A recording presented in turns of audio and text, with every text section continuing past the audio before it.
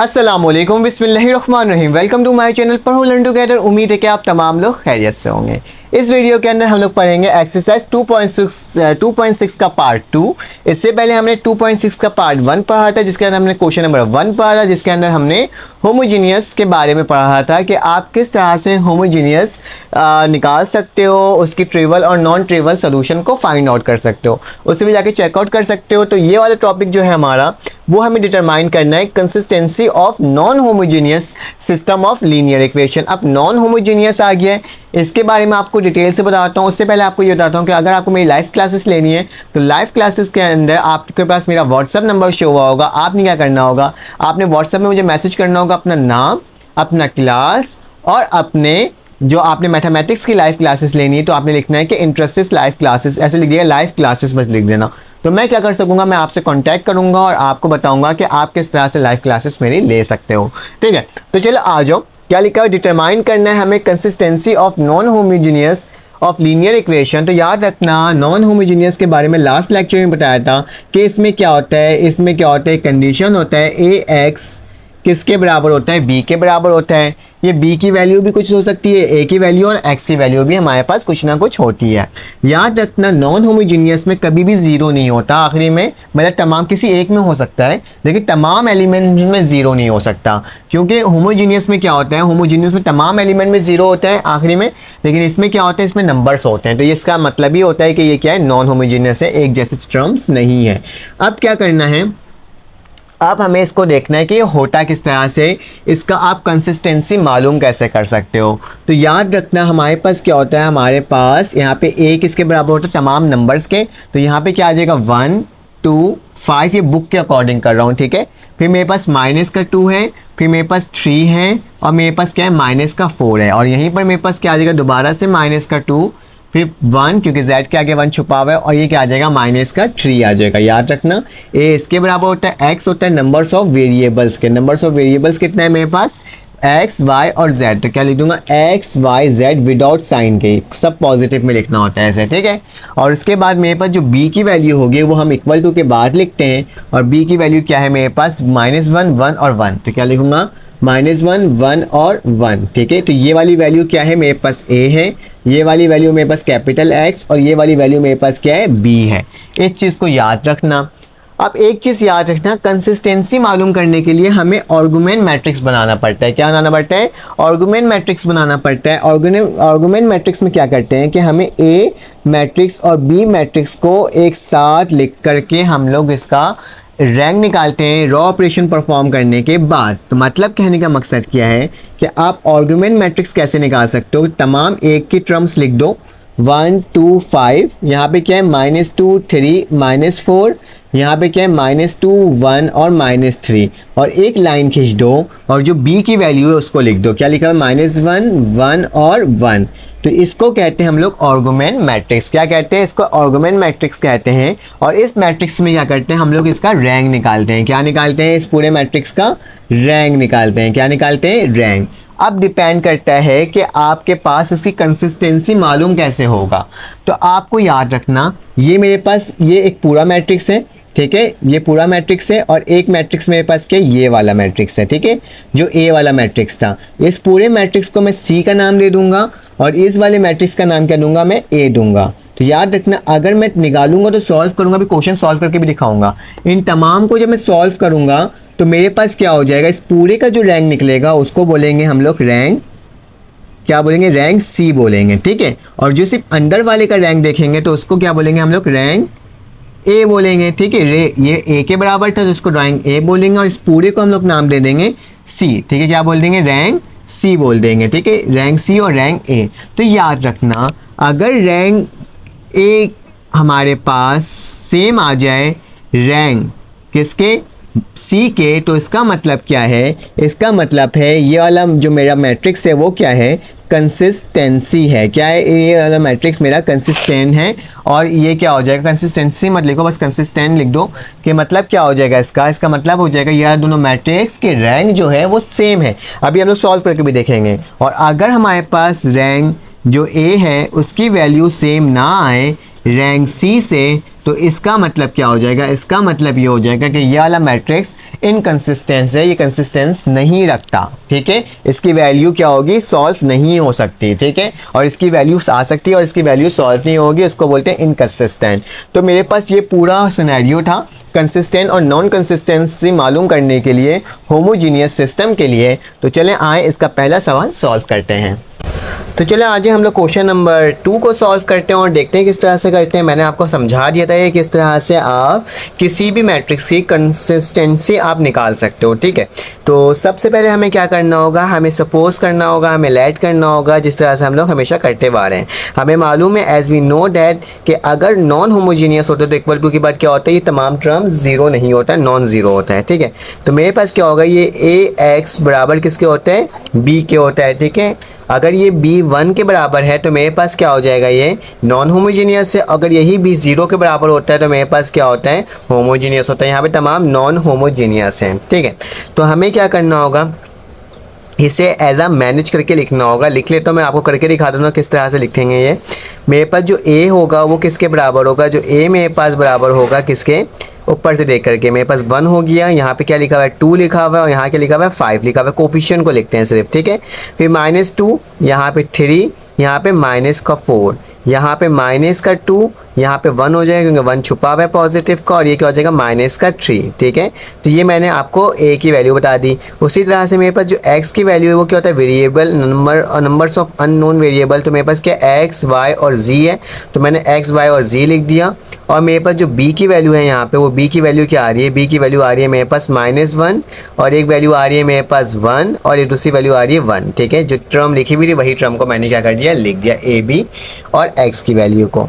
अब हमें क्या करना होगा, क्योंकि हमें नॉन होमोजीनियस हम लोग सॉल्व कर रहे हैं तो इसमें हमें ऑगमेंटेड मैट्रिक्स बनाना होता है। ऑगमेंटेड मैट्रिक्स किसके दरमियान बनाना होता है, हमें a और b के दरमियान बनाना होता है। किसके दरमियान, a और b के दरमियान हम लोग क्या निकालेंगे, ऑगमेंटेड मैट्रिक्स बनाएंगे। और बनाने के बाद इसको सॉल्व करेंगे एशेलन फॉर्म में, ताकि हमें क्या हो जाए, हम इसे इसकी हम लोग रैंक मालूम कर सकें। क्योंकि अभी मैंने सिखाया था ना रैंक क्या होना चाहिए, रैंक को मालूम करके ही हम लोग क्या कर सकते हैं, किसी भी मैट्रिक्स की कंसिस्टेंसी मालूम कर सकते हैं। तो चलें आ जाए, ऑगमेंटम मैट्रिक्स बनाने के लिए हम लोग क्या लिखेंगे, हम लोग लिखेंगे a/b जो है हमारे पास किस तरह से बनेगा, इस तरह से बनेगा। कैसे, मेरे पास a की वैल्यू क्या है, मेरे पास a की वैल्यू है 1 2 5 -2 3 -4 -2 1 और -3। एक लाइन खींचोगे इस तरह से, और जो ऑगमेंटेड वैल्यू होगी उसकी वैल्यू लिख दोगे। क्या लिखा हुआ है मेरे पास, -1 1 और 1, ठीक है। पूरा होल देखोगे तो मेरे पास 3 रॉस हैं और 4 कॉलम्स हैं। और अगर आप सिर्फ सिंपली इसको देखोगे, रॉ को देखोगे, तो मेरे पास क्या हो जाएगा, मेरे पास ये 3 रॉ और 3 कॉलम का है। हमें बेसिकली तीनों मतलब इसका अलग रैंक देखना होगा और इस पूरे का अलग रैंक देखना होगा, और देख के मालूम करना होगा क्या मेरे पास वैल्यू जो वो कंसिस्टेंसी आ रही है कि नहीं आ रही है, ठीक है। तो चलें आ जाए इसको करके देख लेते हैं। हम लोग इसको निकाले थे a/b का ऑगमेंटेड मैट्रिक्स बनाया था, ठीक है हमने।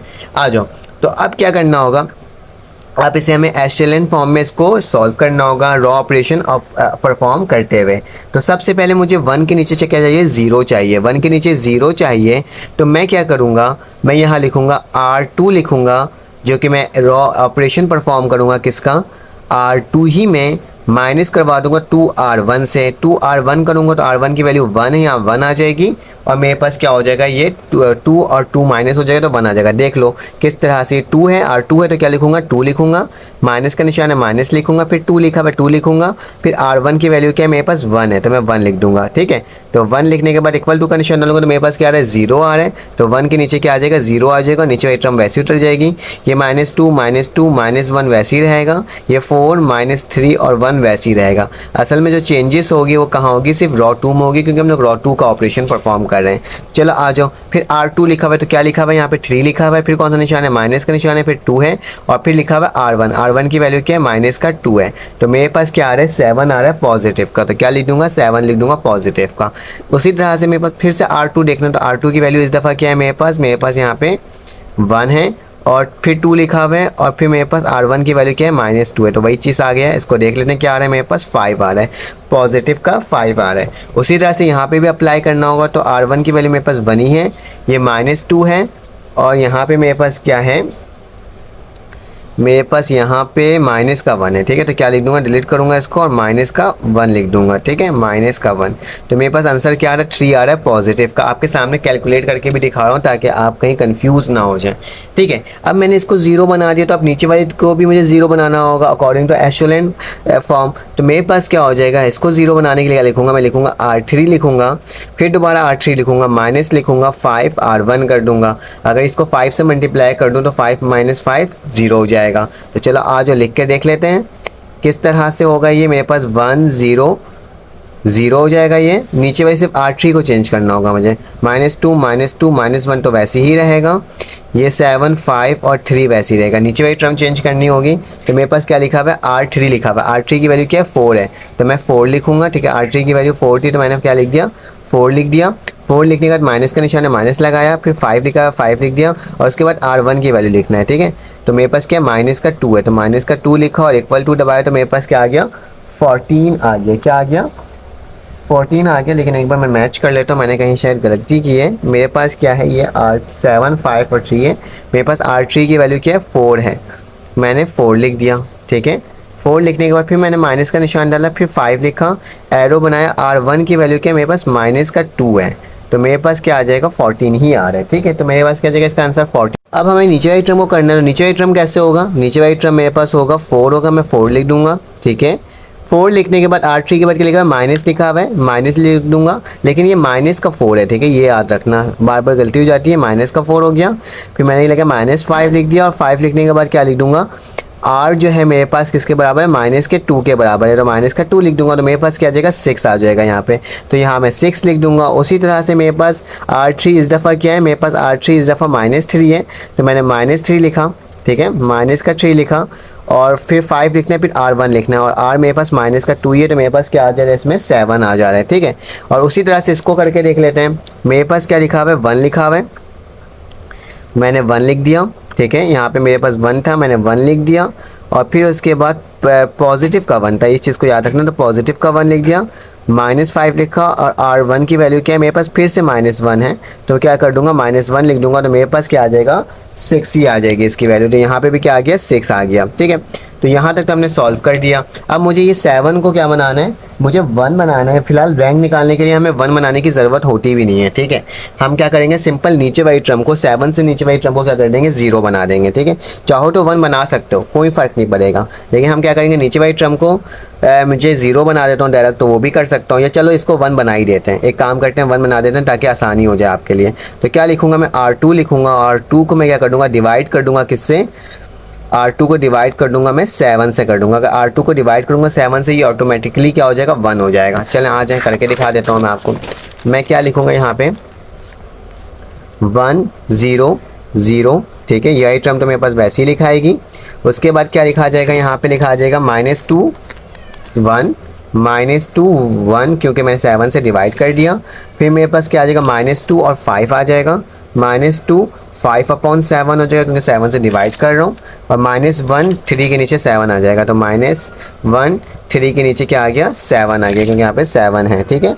और मेरे पास क्या आ जाएगा, 0 6 7 6, तो यहाँ 0 6 7 और 6, ठीक है। तो ये मेरे पास क्या हो गया, ये वाली टर्म मेरे पास बन करके आ गई एज अ टर्म। अब मुझे क्या करना होगा, इस वाली टर्म को 0 बनाना है, तो क्या लिखूँगा, R3 लिखूँगा, 6 लिख दूंगा, R3 लिखूंगा, फिर दोबारा R3 लिखूंगा, माइनस करवा दूंगा 6 R2 से, ताकि मेरे पास यही टर्म क्या हो जाए, माइनस में आ जाए। देख लेते हैं, R3 की वैल्यू क्या है, मेरे पास 6 है, मैंने 6 लिखा, फिर माइनस का निशान है, माइनस लिखा, फिर 6 लिखा, और R1 की वैल्यू क्या है मेरे पास, R1 की वैल्यू मेरे पास 1 है, तो मेरे पास क्या आ रहा है, 0 आ रहा है, ठीक है। तो आपको करके भी दिखा दिया, तो 1 0 0 यही टर्म हो गई। इसके बाद क्या आ जाएगा, -2 1, और यहाँ पे क्या आ जाएगा 0 -2 हो जाएगा, ठीक है, -2 है सिर्फ, ठीक है।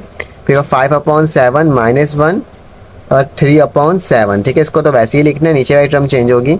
R3 में मेरे पास क्या 7 है, 7 लिख दिया मैंने आपके सामने। 7 के बाद क्या लिखूंगा, माइनस का निशान डालूंगा, 6 लिखूंगा, और मेरे पास R2 किसके बराबर है, R2 मेरे पास बराबर है 5/7 के, किसके 5/7। तो मैंने आपके सामने ही 5/7 लिख दिया, इक्वल टू का निशान डाला तो मेरे पास क्या आ गया 19/7। तो क्या लिख दूंगा 19/7। उसी तरह से नेक्स्ट वाली टर्म को करूँगा, क्या लिखा हुआ है मेरे पास 6 लिखा हुआ है, 6 लिख दिया। और 6 लिखने के बाद मैं क्या कर दूँगा, मैं माइनस का निशान डालूंगा और यहाँ पे दोबारा से 6 लिखा हुआ है तो 6 लिखूंगा और इसको मल्टीप्लाई डिवाइड करवा दूंगा किससे 3/7 से, क्योंकि 3/7 में ही आ रहा है मेरे पास वैल्यू ऊपर वाली। तो मेरे पास क्या आ जाएगा 24/7। तो यहाँ क्या आ जाएगा 24/7। तो मैंने यहाँ पे 24/7 लिख दिया। ठीक है, फिलहाल तो हमारे लिए यहाँ पे भी इनफ है आंसर लाने के लिए, क्योंकि नीचे वाली टर्म के नीचे अब कुछ भी नहीं हो सकता, इसको हम लोग सिर्फ डिवाइड करके इसको चेंज कर सकते हैं, 1 बना सकते हैं, इसके अलावा और कुछ नहीं कर सकते। चाहो तो इसको 1 बना लो, फिलहाल हमारे पास आंसर ऐसे ही आ गया यहाँ पे, इसको बनाने की ज़रूरत नहीं है। तो अब जिस टर्म को देखो कि इस टर्म में रैंक कितना बन रहा है, सिर्फ इस वाली टर्म को देखो, मेरे पास देखो रैंक ए की वैल्यू क्या आ रही है, रैंक ए की वैल्यू मेरे पास आ रही है, यहाँ पे भी ट्रम है, यहाँ पे भी ट्रम है, यहाँ पे भी ट्रम है। तो रैंक ए की वैल्यू मेरे पास क्या आ रही है 3 आ रही है। ठीक है, और मेरे पास देखो रैंक इसकी भी वैल्यू देखो, तो इसमें भी मेरे पास रैंक क्या बनेगा, रैंक सी जो बनेगा वो भी मेरे पास क्या बनेगा 3 ही बनेगा, क्योंकि इसके नीचे तो ट्रम है ही नहीं। जब इसके नीचे ट्रम होता तो हमें कुछ पता होता ना, 0 0 ही है। तो मेरे पास रैंक सी की वैल्यू क्या बन रही है, या रैंक बी बोल दो, इसकी वैल्यू क्या बन रही है, बल्कि बी बोल दो ज़्यादा बेहतर। तो रैंक बी की वैल्यू क्या बन रही है मेरे पास, बल्कि सी ही रखो इसको, क्योंकि बी तो अलग से वैल्यू आप दे चुके थे। तो रैंक 3 की वैल्यू भी क्या बन रही है 3 बन रही है। तो मैं क्या देख रहा हूँ, आप क्या देख रहे हैं कि मेरे पास जो रैंक ए है और रैंक सी है दोनों की वैल्यू 3 आ रही है। तो ऐसे टर्म जिसके दोनों की वैल्यू सेम आ जाए तो उसको बोलते हैं हम लोग कंसिस्टेंसी मैट्रिक्स। ठीक है, तो हमारे पास ये मैट्रिक्स क्या होता है, कंसिस्टेंसी मैट्रिक्स होता है। तो आप लिख सकते हो इसमें, तो आप इसको लिख सकते हो कि ये मेरे पास जो मैट्रिक्स है वो क्या है, कंसिस्टेंसी मैट्रिक्स है। ठीक है, तो ये हमारे पास सॉल्व हो गया। इसी तरह से दूसरे पार्ट को भी सॉल्व करना है, आपने रॉ एशेलन फार्मूला लगा करके इसको सॉल्व करना है। ठीक है, अब हमारे पास इसका नेक्स्ट क्वेश्चन आ गया, इसकी भी कंसिस्टेंसी डायरेक्ट मालूम कर लेता हूँ जल्दी से। इतना चीज़ें नहीं लिख रहा जिस तरह से मैंने पहले क्वेश्चन में करवाया था, डायरेक्ट आपको ऑगमेंटेड मैट्रिक्स बना के दिखा देता हूँ, क्योंकि मुझे मालूम है कैसे बनता है। आपने जिस तरह से मैंने पहला काम करवाया था ना, आपने उसी तरह से ही बनाना है। ठीक है, ऑगमेंटेड मैट्रिक्स बनाने का तरीका क्या होता है, 1 हो जाएगा, ये 2 हो जाएगा, ये 2 हो जाएगा। ठीक है, ये क्या हो जाएगा 2 हो जाएगा, यहाँ पे 1 हो जाएगा क्योंकि 1 छुपा हुआ है, और यहाँ पे क्या हो जाएगा 3 हो जाएगा, और ये क्या हो जाएगा 1 हो जाएगा, और यहाँ पे क्या आ जाएगा 2 आ जाएगा, और यहाँ पे मेरे पास माइनस का 1 आ जाएगा। ऑगमेंटेड के लिए आपने क्या करना होगा, ये वैल्यू लिखनी होगी 0, -1 और 9। ठीक है, तो ये पूरा मैट्रिक्स मेरे पास क्या बन गया, ऑगमेंटेड मैट्रिक्स बन गया। ठीक है, तो चले आ जाएं इसको सॉल्व करते हैं और देखते हैं किस तरह से ये सॉल्व हो रहा है। उसी तरीके से करेंगे, एशेलन फार्मूला ऑपरेशन को अप्लाई करते हुए इसको सॉल्व करेंगे। तो क्या लिखूंगा मैं, सबसे पहले मुझे 1 के नीचे वाला 2 चाहिए, 0 चाहिए, तो मैं लिखूंगा R2 और फिर दोबारा लिखूंगा R2 माइनस करवा दूंगा 2R1 से। तो इसको 2R1 से करवाऊँ तो ये क्या टर्म हो जाएगी 0 हो जाएगी। तो चलो आ जाओ इसको लिख लो, क्या हो जाएगा मेरे पास 1 0। ठीक है, और यहाँ क्या आ जाएगा 2 1 0, वैसे ही उतर जाएगा। यही टर्म चेंज होगी तो -3 आ जाएगा यहाँ पे। ठीक है, और जब मैं इसको करूँगा तो मेरे पास इसकी वैल्यू क्या आ जाएगी 0 आ जाएगी, और मेरे पास यहाँ पे फिर से -1 ही आ जाएगा क्योंकि ऊपर 0 लगा हुआ है। ठीक है, और 2 3 -1 वैसे उतर जाएगा, 9 वैसे उतर जाएगा। डायरेक्ट करवा रहा हूँ, आप कैलकुलेट करते जाइएगा। ठीक है, अब क्या करूँगा मैं, मुझे उसके नीचे वाली टर्म भी 0 चाहिए, तो क्या लिखूँगा यहाँ पे लिखूँगा R3 जो है R3 लिखूँगा और इसको 0 करवा दूँगा, किससे माइनस करवा दूँगा 2R1 से। ठीक है, 2 लिखूँगा तभी तो ये माइनस होकर 0 आएगा ना।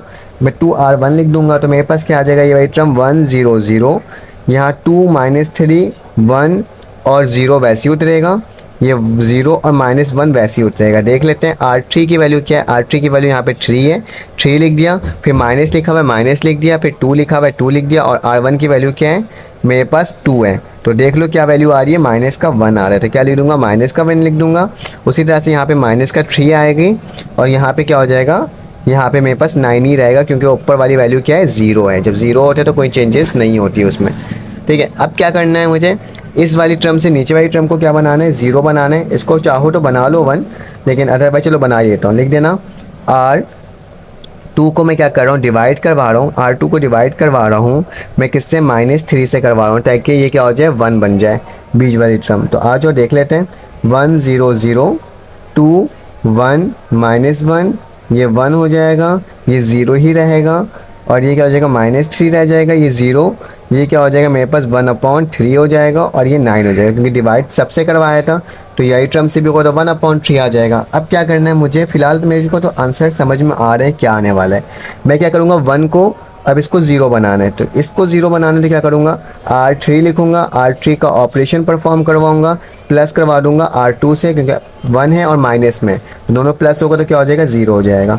चलो आ जाओ कर लेते हैं। तो 1 0 0, ये 2 हो जाएगा, ये 1 हो जाएगा, ये 0 हो जाएगा, ये 1 हो जाएगा, ये 0, और यहाँ वाली टर्म में क्या आ जाएगी 0 1/3। इसको देख लेते हैं सॉल्व करके। मेरे पास क्या है R3 है ना, देखो R3 में प्लस करना है R2 को, R3 मेरे पास क्या है यहाँ पे -3, और मुझको R2 से प्लस करना है, देख लो R3 -3 प्लस मेरे पास क्या हो जाएगा 0, तो मेरे पास क्या आने वाला है -3 आने वाला है, ठीक है। उसी तरह से यहाँ पे 9 को प्लस करना है 1/3 से, तो लिख देना 9 प्लस बाय 1/3, तो मेरे पास क्या आ रहा है आंसर 25/3, तो क्या आ जाएगा 25/3। बेसिकली हमने यहाँ तक सॉल्व कर लिया। तो मेरे पास क्या आ गया इसका रैंक, इस पूरे इस टर्म को देखो रैंक क्या आ रहा है, यहाँ पे भी टर्म है, यहाँ पे भी टर्म है, यहाँ पे भी टर्म है, तो मेरे पास इसका रैंक जो मेरे पास A है उसकी वैल्यू क्या आई है, रैंक A की वैल्यू मेरे पास 3 आई है। उसी तरह से मेरे पास रैंक C की वैल्यू भी मेरे पास क्या आ रही है 3 आ रही है, क्योंकि तीनों की टर्म वही सेम आ रहा है। तो मेरे पास क्या हो जाएगा, ये वाली टर्म भी मेरे पास कंसिस्टेंट हो जाएगा, और ये वाले का भी आंसर क्या आ जाएगा कंसिस्टेंट आ जाएगा, ठीक है। तो इतना आसान था। अगर ये दोनों वैल्यू सेम नहीं आती तो इनकंसिस्टेंट होते हैं, अदरवाइज ये कंसिस्टेंट होते हैं। अगर आपको ये वीडियो अच्छी लगी तो आप लाइक करिएगा, सब्सक्राइब करिएगा, बेल के आइकन को क्लिक करिएगा। फिर आपसे मुलाकात होगी एक न्यू वीडियो में। अल्लाह हाफिज़। अब हमारे पास क्या है, हमारे पास ये सवाल आ चुका है, इसको सॉल्व कर लेते हैं। तो क्या लिखा हुआ है, solve the non homogeneous system of linear equation using the matrix inversion method, ठीक है। तो हम लोग इसको सॉल्व करेंगे जिस तरह से आप मैट्रिक्स को सॉल्व करते थे। बस क्या होगा, इसमें आपके पास नॉन होमोजेनियस है, मतलब यहाँ पे 0 0 नहीं है, बल्कि यहाँ पे क्या है कुछ नंबर है। तो हमें मालूम है आपने सोल्यूशन लिखना है, और सोल्यूशन लिखने के बाद आपको मालूम है ना कि नॉन होमोजेनियस के लिए हमारे पास इक्वेशन क्या होती है, AX बराबर होता है किसके, B के। लेकिन हमें इसमें क्या किसकी वैल्यू निकालनी है, X की वैल्यू निकालनी है, फाइंड आउट करनी है। तो हम लोग क्या करेंगे, हम लोग इसमें करेंगे, लिखेंगे कि x बराबर, ये a उधर चलेगा तो माइनस हो जाएगा, तो a इनवर्स b के, ठीक है। तो इसको इक्वेशन नंबर 1 का क्या दे दो, आप नाम दे दो।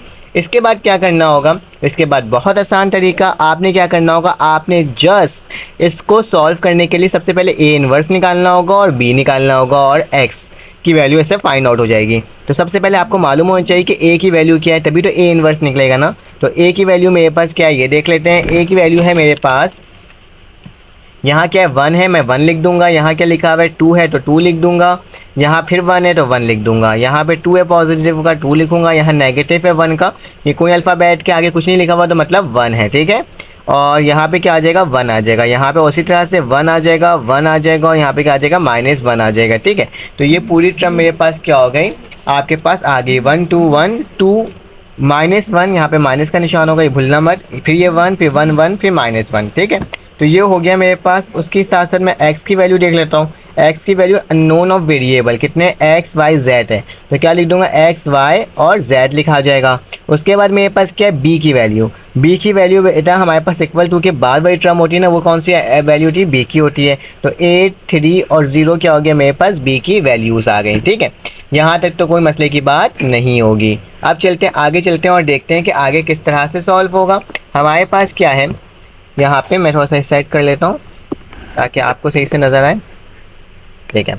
अब मेरे पास क्या है, मेरे पास टर्म है सॉल्व करने की। तो सबसे पहले मुझे a इनवर्स निकालना होगा, तो यहाँ पे लिख देना first we will find a inverse, क्योंकि हमें a इनवर्स निकालूंगा फिर उसको b से मल्टीप्लाई करूँगा ना, तभी तो मेरे पास सोल्यूशन सॉल्व होकर आएगा, ठीक है। तो आ जाओ, मैं क्या लिखने वाला हूँ, फर्स्ट a इनवर्स को निकालने वाला हूँ। तो a इनवर्स को निकालने का तरीका क्या होगा मेरे पास, देख लेते हैं। a इनवर्स का फॉर्मूला होता है, हमें मालूम है कि हमारे पास होता है 1/a डिटर्मिनेंट एंड फिर उसके बाद क्या होता है एडजॉइन ऑफ a। तो इसमें से भी सबसे पहले मुझे a डिटर्मिनेंट निकालना होगा ताकि मुझे मालूम हो जाए, अगर इसकी ज़ीरो वैल्यू नहीं आती तो हम इसको सॉल्व कर सकेंगे। तो लिखोगे फर्स्ट वी विल फाइंड, अब इसके बाद भी क्या करना है, हम साइन फाइंड करने जा रहे हैं। फर्स्ट वी विल फाइंड, क्या फाइंड करेंगे हम लोग, फाइंड करेंगे a डिटर्मिनेंट, ठीक है। तो a डिटर्मिनेंट निकालने का तरीका क्या होता है, डिटर्मिनेंट ऑफ a हमारे पास क्या होता है, हमने ना इस वाली टर्म को देखते हुए लिखना होता है, मतलब रॉ 1 से क्या करते हैं एक्सपेंडिंग करते हैं। तो यहाँ लिख सकते हो एक्सपेंडिंग बाय रॉ 1, हम लोग एक्सपेंडिंग करने जा रहे हैं रॉ 1 से, तो मेरे पास क्या हो जाएगा, पहली वाली टर्म मेरे पास 1 लिखाएगी और इसको इसी तरह से लिख देंगे, बना देंगे।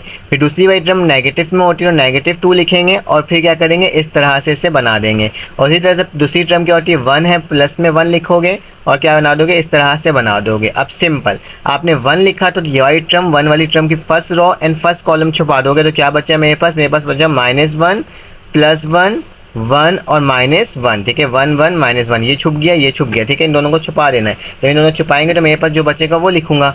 उसी तरह से -2 लिखा हुआ है, 2 लिखा हुआ है, तो 2 वाली टर्म का बेटा ये वाली टर्म मिट जाएगी और ये वाली टर्म मिट जाएगी, तो मेरे पास क्या बचेगा 2 1 1 और -1, ठीक है। उसी तरह से मेरे पास क्या हो जाएगा, आखिरी वाला 1 है तो मैंने 1 लिख दिया, ये वाली टर्म को मिटा दो और ये वाली टर्म को मिटा दो, क्योंकि रॉ 1 तो मिटेगा ही मिटेगा, साथ साथ ये वाला कॉलम भी मिट जाएगा। तो मेरे पास क्या बचेगा 2 -1 1 और 1, ठीक है। चलो इसकी वैल्यू निकाल लेते हैं और देख लेते हैं मेरे पास क्या आ रही है। मैंने ए डिटर्मिनेंट को वैसे ही लिखा, क्या करूँगा मैं इसको 1 को वैसे ही लिखूंगा, 1 1 ज़ा क्या होता है, प्लस का 1 हो जाएगा, माइनस माइनस प्लस हो जाएगा, और 1 1 ज़ा 1 होता है, लेकिन बीच में कौन सा निशान डालते हैं, माइनस का, क्योंकि क्रॉस मल्टीप्लिकेशन करते हैं तो बीच में माइनस का निशान डालते हैं। उसी तरह से 2 लिखा, 2 1 ज़ा मेरे पास माइनस का 2 और 1 1 ज़ा मेरे पास माइनस का 1, ठीक है। उसी तरह से प्लस का निशान, फिर 1 लिखा, फिर क्या आ जाएगा 2 1 ज़ा मेरे पास 2, 1 1 ज़ा 1 -1 ज़ा -1, लेकिन बीच में माइनस का निशान हो जाए तो क्या हो जाएगा, प्लस का 1 हो जाएगा, ठीक है। यहाँ तक तो कोई मसले की बात नहीं है ना। आगे चलते हैं और देखते हैं किस तरह से सॉल्व हो रहा है। अब आपने क्या करना होगा, 1 है -1 तो 0 हो जाएगा, 0 किसी भी नंबर से मल्टीप्लाई हो तो मेरे पास क्या आता है, मेरे पास 0 ही आता है। तो मैं क्या करूँगा, मैं यहाँ पे उसी तरह से इसको लिख दूंगा, तो मेरे पास क्या आ जाएगा, ये 0 ही हो जाएगा। -2 है और ये क्या लिखा हुआ है मेरे पास, -2 -1, तो क्या हो जाएगा, माइनस का 3 हो जाएगा। और यहाँ पे क्या हो जाएगा, 2 + 1 3 हो जाएगा, 1 से मल्टीप्लाई होगा तो 3 ही आएगा। फिर मेरे पास क्या हो जाएगा, -1 -2 तो माइनस का 6, ठीक है, माइनस माइनस प्लस तो प्लस का 6 और 3, तो मेरे पास ए डिटर्मिनेंट की वैल्यू क्या आ गई, 9 आ गई। तो ए डिटर्मिनेंट मेरे पास किसके बराबर है, 9 के बराबर है, तो हम इसको सॉल्व कर सकते हैं बआसानी, ठीक है। तो चलें आज आगे चलते हैं।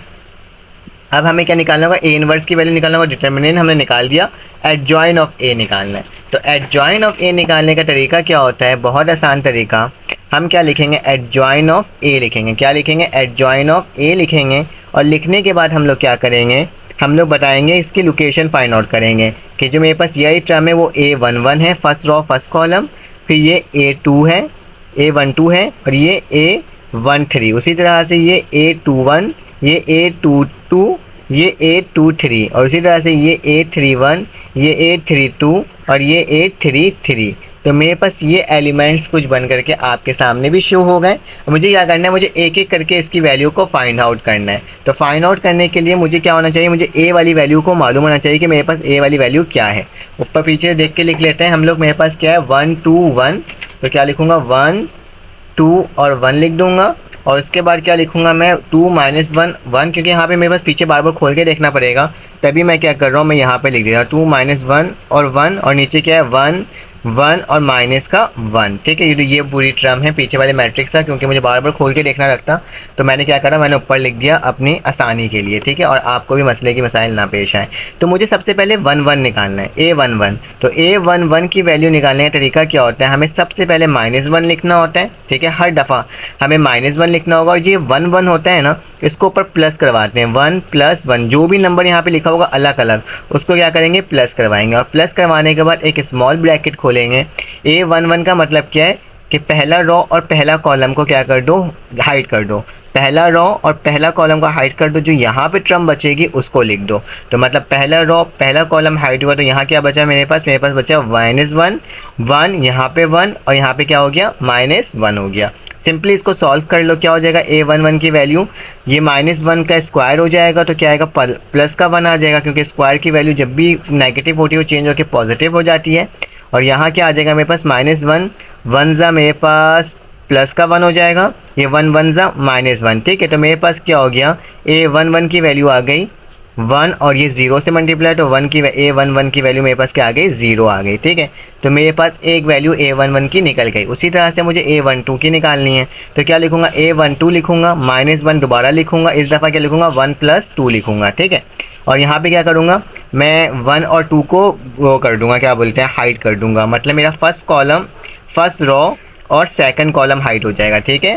फर्स्ट रॉ, 1 का मतलब क्या होता है, 1 का मतलब होता है फर्स्ट रॉ और सेकंड कॉलम। जब हाइट हुआ तो मेरे पास क्या बचा, मेरे पास बचा 2 1, ठीक है, 2 1 और 1 और -1, यही होगा ना, रॉ हाइट हुआ और ये राइट हुआ तो 2 1 1 -1। तो मैंने क्या कर दिया, वही वाली टर्म लिख दिया, ठीक है। अब क्या करना होगा, हमें इसको सॉल्व करना होगा और देखना होगा मेरे पास इसकी वैल्यू क्या आ रही है। तो इसकी वैल्यू मेरे पास क्या होगी, देख लेते हैं। A12 वैसे ही लिखाएगा, -1 और क्यूब लिखा हुआ है, 1 3 पावर 3 हो जाएगी और 3 का स्क्वायर क्यूब क्या आएगा, -1 का माइनस ही आएगा, क्योंकि ऑड पावर है तो माइनस आता है, ठीक है। और 2 1 -2 हो जाएगा और माइनस का 1 हो जाएगा, तो माइनस माइनस क्या हो जाएगा, ये मेरे पास 3 हो जाएगा। तो A12 की वैल्यू मेरे पास क्या आ गई, 3 आ गई, पॉजिटिव का 3 आ गया, क्योंकि माइनस माइनस क्या हो जाएगा, ये -3 हो जाएगा, -1, तो माइनस माइनस पॉजिटिव 3 आ जाएगा, ठीक है। उसके बाद मेरे पास 1 3 है, तो मैं क्या लिखूंगा, A13, तो फिर -1 लिखूंगा और इसके ऊपर क्या लिख दूंगा, 1 + 3 लिख दूंगा, ठीक है। उसी तरह से इसको सॉल्व करूंगा, 1 और 3 को गायब करूंगा, 1 और 3 को गायब किया तो मेरे पास क्या बचा, 2 -1 1 और 1, तो क्या लिखूंगा, 2 -1 1 और 1, ठीक है। तो इसको भी सॉल्व करके देख लेते हैं क्या आ रही है मेरे पास। 1 3 वैसे ही लिखा मैंने, ये 4 आ रहा है तो इवन नंबर है तो पॉजिटिव ही आएगा आंसर। और 2 1 सा मेरे पास 2 हो जाएगा, माइनस हो जाएगा 1 सा, ठीक है, और फिर पॉजिटिव हो जाएगा, क्योंकि माइनस माइनस नेगेटिव और बीच में माइनस का निशान तो पॉजिटिव, तो मेरे पास 3 आ जाएगा। तो A13 की वैल्यू भी क्या आ जाएगी, मेरे पास 3 आ जाएगी। इसी तरह से अब क्या करना होगा, इसी तरह से मुझे A21 की वैल्यू निकालना होगा, क्योंकि A21 की वैल्यू अब निकलेगा। तो A21 का मतलब क्या है, सेकंड रॉ को मिटा दो और फर्स्ट कॉलम को मिटा दो। पहला डोनेट करता है रॉ और पहला दूसरा करता है डोनेट कॉलम। तो ये और ये को मिटाते हैं, चलो इसको मिटाते हैं और इसको मिटाते हैं, तो क्या बचा, 2 1 1 -1, तो क्या लिखोगे, 2 1 -1, ठीक है। तो क्या लिखूंगा मैं यहाँ पे, माइनस का 1 वैसे ही लिखूंगा और इसका पावर लिखूंगा 2 1, और फिर यहाँ पे क्या आ जाएगा मेरे पास आ जाएगा, एक बार फिर से देख लेता हूँ। मुझे क्या करना है, मुझे सेकंड रॉ को मिटाना है और फर्स्ट कॉलम को मिटाना है, ठीक है, सेकंड रॉ फर्स्ट कॉलम। तो मेरे पास क्या बच रहा है, 2 1 1 -1, 2 1 को निकालने के लिए, ठीक है। तो मैं लिख देता हूँ यहाँ पे 2 1 1, ठीक है, -1 और ये -1 हो जाएगा, ठीक है, पॉजिटिव ही रहेगा, ठीक है। चलो इसको सॉल्व कर लेते हैं, कैसे हो जाएगा ये मेरे पास A21 की वैल्यू क्या आएगी, ये 3 है तो इसमें मेरे पास माइनस का 1 ही आना है, और यहाँ के जो 2 1 है मेरे पास -2 और माइनस का 1, जब ये प्लस माइनस हो जाएगा तो मेरे पास इसका आंसर क्या आएगा, मेरे पास इसका आंसर फिर से पॉजिटिव ही आएगा। तो पॉजिटिव का क्या आ गया, 3 आ गया, ठीक है। उसी तरह से बाकी सवालात को भी सॉल्व करते हैं और देखते हैं मेरे पास क्या आ रहा है। मैं डायरेक्ट निकाल के आपको दिखा देता हूँ। हमारे पास क्या है, मैंने इसको पूरी वैल्यू निकाल लिया है, ठीक है। A22 की वैल्यू भी निकाल दिया, A2 की भी निकाल दिया, A23 की 1 वैल्यू आई है मेरे पास, A31 की 3 आई है और A32 की 1 और A33 की -5। एक दफ़ा आप इसको देख लीजिएगा, नोट भी कर लीजिएगा किस तरह से निकाला, सेम वही मेथड अप्लाई करते हुए, क्योंकि बहुत टाइम वेस्ट हो रहा था तो मैंने सोचा क्यों ना मैं इसको सॉल्व करके दिखा दूँ, क्योंकि ये तो आसानी तरीका था, एक एक करके निकाल दिया। आपको अगर इसकी पिक्चर लेनी तो आप पिक्चर ले सकते हैं, तभी मैं इसको सिलो सिलो करके ऊपर लेके जा रहा हूँ, ठीक है। चल आ जाए, अब क्या करना है, हमें इन्हें इसकी वैल्यू निकाल दिया। अब मुझे एडजॉइन ही निकाला था ना, तो एडजॉइन ऑफ ए निकालने के लिए हम लोग क्या करते हैं, हमारे पास जितनी वैल्यूज़ आई हैं ना उन तमाम वैल्यूज़ को हम लिखेंगे। तो मेरे पास क्या वैल्यू आई थी, मेरे पास 1 की वैल्यू 0 आई थी, 0 3 और 3, तो क्या लिखूँगा, 0 3 3 लिख दूँगा, ठीक है। यहाँ क्या लिख दूँगा, 0 3 3, याद रखना इस तरह से मेंशन करते हैं क्योंकि हमने वैल्यू ही इसी तरह से निकाली है, ठीक है। फिर उसके बाद नीचे वाली टर्म को देख लेते हैं, मेरे पास 0 3 3 हो गया। फिर उसके बाद फिर से क्या है मेरे पास 3 -2 और 1, तो क्या लिखूँगा, 3 -2 और 1 लिख दूँगा। और उसी तरह से मेरे पास जो आखिरी वाली क्या बची है, 3 1 और -5, तो क्या लिख दूँगा, 3 1 और -5 लिख दूंगा। तो ये मेरे पास वैल्यू आई है ए डिटर्मिनेंट की, लेकिन अभी इसका ट्रांसपोज लेना बाकी है। ट्रांसपोज को क्या कहते हैं, ट्रांसपोज हम कहते हैं कि आपने क्या करना, जो भी डिटर्मिनेंट होता है ना, अगर कॉलम में तो उसको रॉ में लिख दो, तो उससे क्या निकल जाता है, एडजॉइन निकल जाता है। तो ट्रांसपोज का मतलब क्या होता है, जो चीज़ भी कॉलम में है, रॉ में है, उसे कॉलम में लिख दो। मतलब 0 3 3, मैंने क्या करा, इस वाली टर्म को पहले 0 लिखा, फिर 3 लिखा और फिर 3 लिखा। उसी तरह से ये वाली टर्म को भी कैसे लिखूंगा, 3 -2 और 1, और उसी तरह से इस वाली टर्म को कैसे लिखूंगा, 3 1 -5, तो हमारे पास एडजॉइन ऑफ ए क्या हुआ, फाइंड आउट हो गया। अब फार्मूला हमारे पास क्या था, फार्मूला था हमारे पास, काफ़ी लेंदी क्वेश्चन है ये वाला, पेपर में आएगा भी तो लॉन्ग वगैरह में आएगा। मेरे पास क्या था फार्मूला, मेरे पास फार्मूला था यहाँ पे कि मेरे पास जो x होता है वो a इन्वर्स b के होता है। तो मुझे मालूम है मैं x को वैसे ही लिखूँगा। सबसे पहले तो a इन्वर्स निकालना था, तो a इन्वर्स की वैल्यू देख लो पहले। तो a इन्वर्स की वैल्यू मेरे पास क्या बनकर आई है, तो a इन्वर्स की मेरे पास वैल्यू आई थी 1/9, ठीक है 1/9, और 1/9 के साथ क्या आ जाएगा, एडजॉइन ऑफ a जो आया था, ये 1/9 कहाँ से आया, फार्मूला याद है ना आपको, 1 देखो यहाँ पे देख लो जल्दी से क्या लिखा हुआ है, 1/a डिटर्मिनेंट। तो a डिटर्मिनेंट की वैल्यू मेरे पास क्या आई थी, 9 आई थी, तो मैंने क्या लिखा 1/9, a डिटर्मिनेंट की जगह क्या लिख दिया, 9 लिख दिया। अब एडजॉइन ऑफ a देखना है, तो एडजॉइन ऑफ a की वैल्यू क्या होगी, जो हमने अभी निकाला है। तो एडजॉइन ऑफ a की वैल्यू मेरे पास क्या थी, 033, तो क्या लिखूंगा 033, फिर उसके बाद मेरे पास क्या है, मेरे पास है 3 -2 और 1, और नीचे क्या आया था मेरे पास 3 1 -5। एक दफ़ा देख भी लेते हैं, यही आई हुई है ना वैल्यू, हाँ 3 -2 1 और 1 -5, ठीक है बिल्कुल सही, यही वैल्यू आई हुई है मेरे पास। अब क्या करना होगा, ये 1/9 जो इन सब से क्या हो रहा है, डिवाइड हो रहा है, तो देख लेते हैं, तो डिवाइड करके भी देख लेते हैं मेरे पास क्या डिवाइड में वैल्यू क्या आ रही है। कोई भी नंबर 0 से डिवाइड होगा तो मेरे पास क्या रहेगा, वो 0 ही रहेगा। 3/9 हो जाएगा, ये 3/9 हो जाएगा, क्योंकि 1 से मल्टीप्लाई हो तो वही आ जाएगा मेरे पास।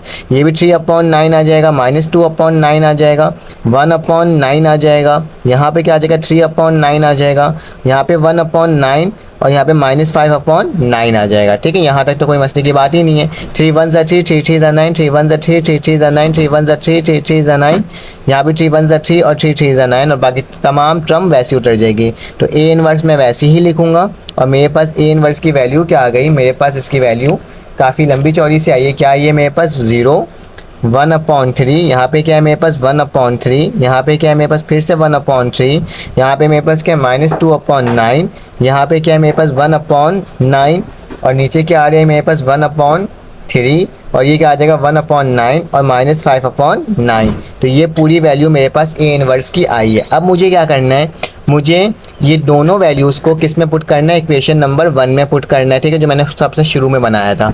तो मैं क्या करूँगा, मैं सिंपली इसको आगे जाके पुट करने जाऊँगा। तो लिखना putting the value of a inverse and b in equation, कौन सी इक्वेशन, इक्वेशन नंबर 1 में पुट करना है। तो a हमारे पास फार्मूला क्या होता है, x होता है, ठीक है, हमने x लिख दिया क्योंकि x लिखा हुआ है ना फार्मूला में, x a इन्वर्स की वैल्यू क्या आई है, a इन्वर्स की वैल्यू मेरे पास आई है, देख लेते हैं 0 1/3, और ये 1/3, यहाँ पे क्या है 1/3, यहाँ पे क्या है 1/3, -2/9, 1/9, यहाँ पे 1/9 और 5/9 माइनस का, ठीक है। तो मैंने उसी तरह से इसको लिख दिया।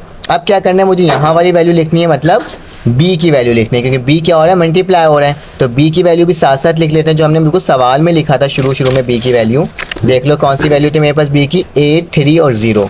तो क्या लिखूंगा, 8 लिखूंगा, 3 लिखूंगा और 0 लिखूंगा। अब क्या करना होगा, सिंपली इसको मल्टीप्लाई करना होगा, मतलब इस वाली पूरी टर्म को इससे मल्टीप्लाई, फिर इस वाली पूरी टर्म को इससे मल्टीप्लाई, और इस वाली पूरी टर्म को इससे मल्टीप्लाई। तो चलो करके देख लेते हैं मेरे पास क्या आएगा इसका आंसर, इसको भी नोट डाउन कर लेते हैं। मेरे पास क्या 0 किससे मल्टीप्लाई होगा, 8 से, तो 0 8 से क्या होगा, 0 ही होगा। तो मैं क्या लिख दूंगा, यहाँ पे 0 ही लिख दूंगा, ठीक है, यहाँ पे x लिखना है, ऐसे मेंशन करना, ठीक है। फिर उसके बाद क्या है मेरे पास लिखा हुआ है 1/3 किससे मल्टीप्लाई होगा, 3 से।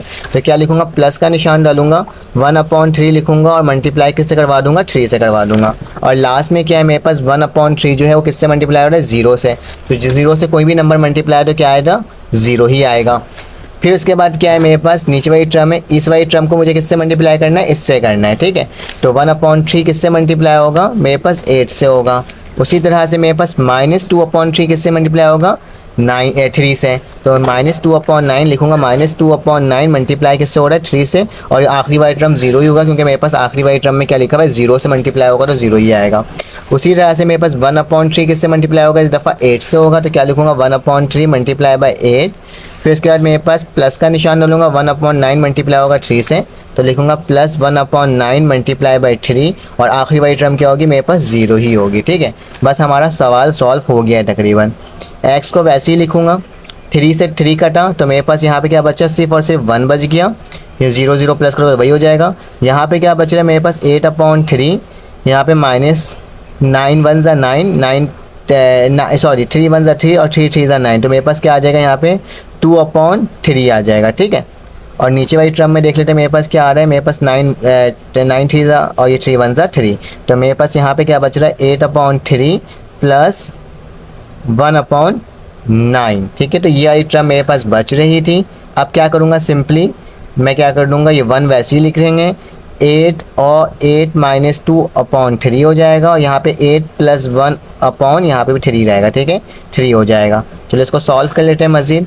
मेरे पास क्या हो जाएगा, मेरे पास हो जाएगा 1 माइनस 2 तो 6 हो जाएगा, 6/3, और यहाँ क्या हो जाएगा मेरे पास 8/1 है ना, 8/1 था ये, 8 प्लस 1, तो मेरे पास 9 क्या हो जाएगा 3 हो जाएगा, 3 1 ज़ा 3, 3 2 ज़ा 6, 3 1 ज़ा 3, 3 3 ज़ा 9, ठीक है।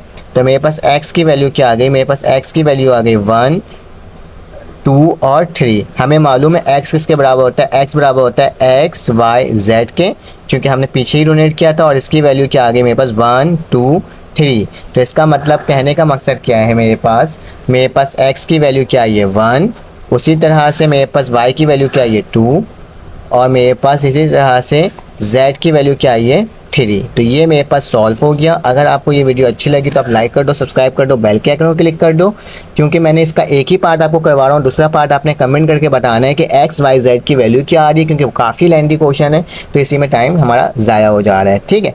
तो अब हमारे पास क्वेश्चन नंबर 4 आ गया है। क्वेश्चन नंबर 4 में क्या लिखा है, solve the non homogeneous system of linear equation using Gaussian elimination method. देखिए गॉसियन एलिमिनेशन मेथड और साथ साथ मेरे पास गॉस जॉर्डन मेथड, दोनों एक ही तरह का ही मेथड है।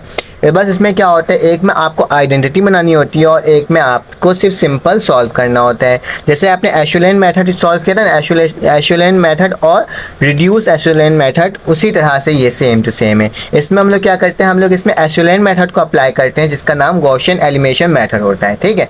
नाम बस चेंज किया गया, काम वही है, जो एशुलेशन मेथड में करते हैं वही इसमें करते हैं। और जो आप रिड्यूस एशुलेशन मेथड में करते हो वो आपका क्या होता है, गॉस जॉर्डन मेथड होता है, ठीक है। तो चलें आ जाएं, इसको एशुलेन मेथड को करके देखते हैं किस तरह से सॉल्व होगा। तो सबसे पहले आपको मालूम होना चाहिए, क्योंकि ये नॉन होमोजीनियस है, क्या है, नॉन होमोजीनियस है। तो नॉन होमोजीनियस में हमें मालूम होता है कि ए एक्स किसके बराबर होता है, बी के बराबर होता है। तो मुझे मालूम है और आपको ही मालूम है कि ए किसके बराबर है, ए यहाँ पे बराबर है -1 है, क्योंकि 1 छुपा हुआ है। यहाँ पे क्या है 1 के बराबर है, और ये क्या है -3 के बराबर है, ठीक है। उसी तरह से मेरे पास क्या है, यहाँ पे ये 1 के बराबर है, 2 के बराबर है, और y किसके बराबर है, फिर 2 के बराबर है। उसी तरह से z किसके बराबर है, 1 के बराबर है, जबकि यहाँ पे z मौजूद नहीं है, तो वो किसके बराबर हो जाएगा, 0 के बराबर हो जाएगा। और यहाँ पे क्या हो जाएगा, -1 के बराबर हो जाएगा, ठीक है, z था यहाँ पे। उसी तरह से x क्या होता है, मेरे पास x होता है अननोन वेरिएबल, मतलब x y और z है, तो मैंने x y और z लिख दिया। उसके बाद क्या लिखूँगा, मैं b की वैल्यू लिखूँगा, और b की वैल्यू क्या होती है, आखिरी वाली वैल्यू होती है, वो क्या होती है 0 5 और -2। तो ये वाली पूरी टर्म मैंने क्या कर दिया, आपके सामने शो कर दिया है कि आप इसको किस तरह से लिख सकते हो। अब मुझे क्या करना है, मुझे इसमें ऑर्गुमेंटन मैट्रिक्स को बनाना पड़ेगा, क्योंकि आपको मालूम है जब भी नॉन होमोजीनियस होता है तो हमें ऑर्गुमेंटन मैट्रिक्स बनाना होता है। लेकिन इसमें हमें रैंक को नहीं करना होगा काम, बल्कि हम इसमें क्या करेंगे, हम लोग सिर्फ इसमें एशुलेन मेथड को अप्लाई करेंगे। तो मैंने इसमें a/b लिख दिया, मतलब a की वैल्यू लिखो और फिर b की वैल्यू लिख दो। तो क्या -1 1 -3, ये 1 हो जाएगा, ये 2 हो जाएगा, ये 2 हो जाएगा, 1 हो जाएगा, 0 हो जाएगा और -1 हो जाएगा, ठीक है। यहाँ पे एक लाइन खींच दिया करो ताकि पता चल जाए कि मेरे पास अगला मैट्रिक्स लिखा हुआ है क्या है, 0 5 -2, ठीक है। तो ये टर्म मैंने इसको लिख दिया, ठीक है। अब क्या करना होगा, अब हमें इसको सॉल्व करना होगा। सॉल्व करने का तरीका क्या होते हैं, वही मुझे पहली वाली टर्म को क्या बनाना है, मुझे 1 बनाना है। तो मैं क्या करूं, मैं -1 से क्या कर दूं, ऊपर वाली टर्म को डिवाइड कर देता हूं। तो मेरे पास क्या हो जाएगा, मेरे पास अगर मैं r1 को डिवाइड कर दूं -1 से, तो मेरे पास क्या हो जाएगा, पॉजिटिव का 1 ये हो जाएगा, ये माइनस का 1, ये माइनस का 1 और ये 0 हो जाएगा, ठीक है। बाकी तमाम टर्म वैसी ही उतर जाएगी, ठीक है। तो मैंने उस तमाम टर्म को जैसे उतर जाती है उसको मैंने क्या कर दिया, वैसे ही उतार दिया, ठीक है। अब क्या करना होगा, मुझे आगे चलना होगा। 1 की नीचे वाली टर्म को क्या बनाना होगा, मुझे 0 बनाना होगा। क्या बनाना होगा, 0 बनाना होगा। तो चलो आ जाओ, 1 की नीचे वाली टर्म को मैं 0 बना देता हूँ, इसको थोड़ा सा इस साइड कर देता हूँ। ताकि आपको ये सही से नज़र आए, ठीक है। तो मुझे क्या करना है, इसके नीचे वाली टर्म को 0 बनाना है, तो मैं क्या लिखूँगा, ऑपरेशन लिखूँगा R2 को बनाना है तो R2 लिखूँगा, फिर दोबारा R2 लिखूँगा और माइनस करवा दूँगा किससे, R1 से, क्योंकि R1 में 1 है तो 1 - 1 0 हो जाता है मेरे पास। तो चलो आ जाओ देख लेते हैं मेरे पास क्या हो जाएगा। यहाँ पे मैं इसको स्ट्रेट कर देता हूँ ताकि आपके कैमरे में ये इसको स्ट्रेट नज़र आए, ठीक है। तो मेरे पास क्या हो जाएगा, इसकी वैल्यू 1 हो जाएगी, ये 0 हो जाएगा और ये -3 वैसे लिखूँगा। ऊपर वाली टर्म तो वैसे ही लिखा जाएगी, कोई चेंजेस नहीं होगी उसमें, सिर्फ रॉ 2 में चेंजेस होगी क्योंकि हम रॉ 2 का ऑपरेशन परफॉर्म कर रहे हैं। और नीचे वाली टर्म भी मेरे पास वैसे ही उतर जाएगी क्योंकि इसमें भी कोई ऑपरेशन परफॉर्म मैंने नहीं किया है। अब देखो मेरे पास क्या है, मेरे पास कैलकुलेटर भी सामने रखा हुआ है, 2 को मुझे माइनस करना होगा 1 से। तो देख लो मेरे पास R2 क्या है, R2 मेरे पास 2 है, माइनस का निशान डला हुआ है, माइनस लिख दिया। फिर उसके बाद मेरे पास R1 की वैल्यू क्या है, -1 है, तो क्या लिखूंगा, -1 ब्रैकेट में लिखूंगा। तो मेरे पास पॉजिटिव का क्या आ जाएगा, यहाँ पे 3 आ जाएगा, क्या आ जाएगा, पॉजिटिव का 3। उसके बाद क्या करना होगा मुझे, अगली वाली टर्म को करना होगा, मेरे पास 0 लिखा हुआ है और 0 को माइनस करवा दो, सिंपल। यहाँ पे बस क्या लिखना होगा, यहाँ पे मुझे लिखना होगा 0, तो 0 लिख दूंगा और इसको माइनस करवा दूंगा 1 से, तो मेरे पास पॉजिटिव का क्या आ जाएगा, 1 आ जाएगा। तो ये लिख दूंगा पॉजिटिव का 1। और यहाँ पे मेरे पास क्या हो जाएगा, R2 में मेरे पास 5 है, तो मैं क्या लिखूंगा, 5 लिखूंगा यहाँ पे, ठीक है। यहाँ पे 0 की जगह क्या आ जाएगा, मेरे पास इस दफ़ा 5 आ जाएगा। और मेरे पास क्या लिखा है, माइनस करवाना है मुझे R1 से, तो R1 की वैल्यू क्या है मेरे पास R1 की वैल्यू 0 है। तो क्या लिखोगे, 0 लिख दोगे, तो मेरे पास क्या आएगा, मेरे पास जाहिर सी बात है 5 आ जाएगा, ठीक है। मैं ये आपको करके इसलिए दिखा रहा हूँ, कहीं आप मुझे कमेंट करके बोलते हो कि सर ये कैसे आया, तभी मैं आपको बता रहा हूँ कि ये किस तरह से आपके पास आ रहा है, ठीक है। तो चलें आज आगे चलते हैं और देखते हैं आगे कैसे सॉल्व होगा। अब मुझे यही टर्म को 0 बनानी है, तो मैं क्या लिखूँगा, ऑपरेशन लिखूँगा R3 लिखूँगा। R3 को मुझे 0 बनाना है, तो मैं क्या करूँ, मैं R3 को प्लस करवा दूँ 3R1 से, ताकि क्या हो जाएगा, R3 क्या है, -3 और 3R1 जो है 1 से मल्टीप्लाई होगा, तो क्या हो जाएगा, 3 हो जाएगा। 3 में से 3 के तो क्या बचेगा, 0 बचेगा। तो हमारे पास सेम वही तरीक़ेकार हम लोग क्या कर रहे हैं, आजमा रहे हैं और देख रहे हैं कि मेरे पास क्या वैल्यू आ रही है। आप एक साथ 2 ऑपरेशन को भी परफॉर्म कर सकते हो। मैं क्या कर रहा हूँ, मैं एक एक करके इसलिए बता रहा हूँ ताकि आप कंफ्यूज ना हो, आप एक साथ 2 ऑपरेशन को परफॉर्म कर सकते हो। तो मेरे पास क्या आ जाएगा, 1 0 0 आ जाएगा। ऊपर वाली टर्म तो वैसे ही रहेगी, इसमें कोई चेंजेस नहीं आएगी, जो मेरे पास लिखा हुआ था मैं वही सेम टू सेम यहाँ उतार ले रहा हूँ, ठीक है। नीचे वाली टर्म में बस चेंजेस आएगी, तो क्या आ जाएगा, एक में -1 आ जाएगा और एक में क्या आ जाएगा, -4 आ जाएगा और यहाँ पे -2 आ जाएगा।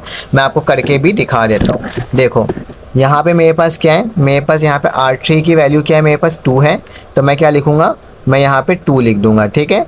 और 2 लिखने के बाद मेरे पास कौन सा निशान है, प्लस का निशान है, प्लस डाला, फिर लिखा है 3 लिखा। और 3 लिखने के बाद R1 की वैल्यू क्या है, मेरे पास -1 है, तो क्या लिखूंगा, -1 लिखूंगा। तो मेरे पास क्या आ जाएगा, -1 आ जाएगा। तो मैंने भी यहाँ पे क्या लिखा है, मैं -1 ही लिखा है, ठीक है। उसी तरह से आप यहाँ पे देख लो, इस वाली वैल्यू को देख लो, तो मैं यहाँ पे क्या लिखूंगा, R3 की जगह मैं क्या लिखूंगा, यहाँ पे -1 लिखूंगा, ठीक है। 3 से मल्टीप्लाई करूंगा -1 से, तो मेरे पास क्या आ जाएगा, -4।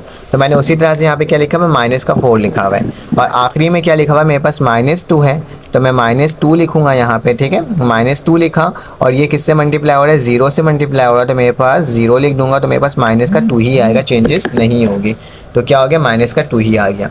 अब क्या करना है मुझे, अब मुझे इस वाली टर्म को क्या बनाना है, 1 बनाना है। तो इस वाली टर्म को 1 बनाने का तरीका क्या होगा, आप लिखोगे R3 लिखोगे, और सॉरी R2 को बनाना है ना 1, तो R2 लिखोगे और डिवाइड कर दोगे R2 को 3 से, तो ये खुद ब खुद ही क्या हो जाएगा, 1 हो जाएगा। तो मेरे पास क्या हो जाएगा, यहाँ पे वैल्यू 1 0 0 -1, ये 1 हो जाएगा दोबारा, और ये क्या हो जाएगा, -1, फिर ये क्या हो जाएगा, -1, ये मेरे पास क्या हो जाएगा, मेरे पास 1/3 हो जाएगा क्योंकि मुझे उसको डिवाइड करवा दिया हूँ। और ये -4 वैसे ही उतर जाएगा, ये 0 और ये 5/3 हो जाएगा क्योंकि मैंने इसको डिवाइड करवा दिया था। और ये टर्म मेरे पास कुछ बन करके आपके सामने आ गई। अब क्या करना होगा, मज़ीद इसको सॉल्व करना होगा, देखना होगा किस तरह से सॉल्व हो रहा है।